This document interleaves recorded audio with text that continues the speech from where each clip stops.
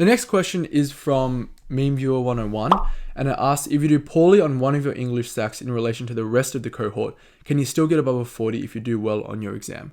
The short answer is yes, unless you really mess up your sacs and you're aiming for a really high score. That everything else is kind of variable. If you perform well or badly on the exam, the range of marks you can achieve is quite wide.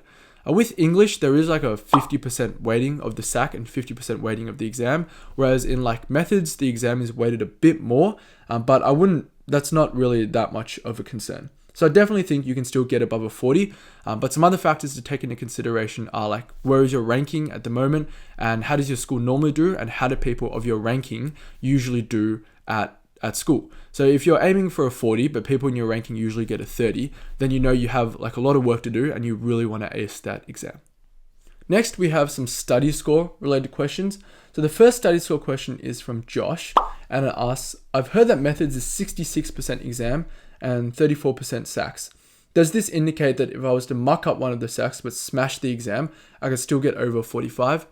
Yes, this is sort of similar to my earlier answer, but there are some variables at play here, like how badly did you mess up that sac and how well does your school normally do. But generally, yes, at Scotch, they tell like us a lot of stories of people who are ranked really low and then aced the exam and then scored extremely high study scores. So it's definitely possible.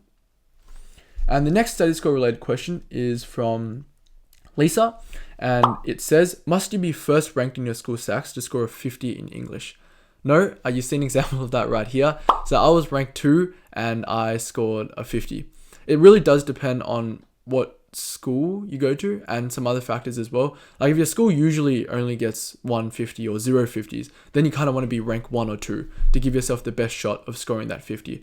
But if not, then you kind of have a bit more freedom, but you always want to be as highly ranked as possible, especially if you're aiming for such a high mark as a 50.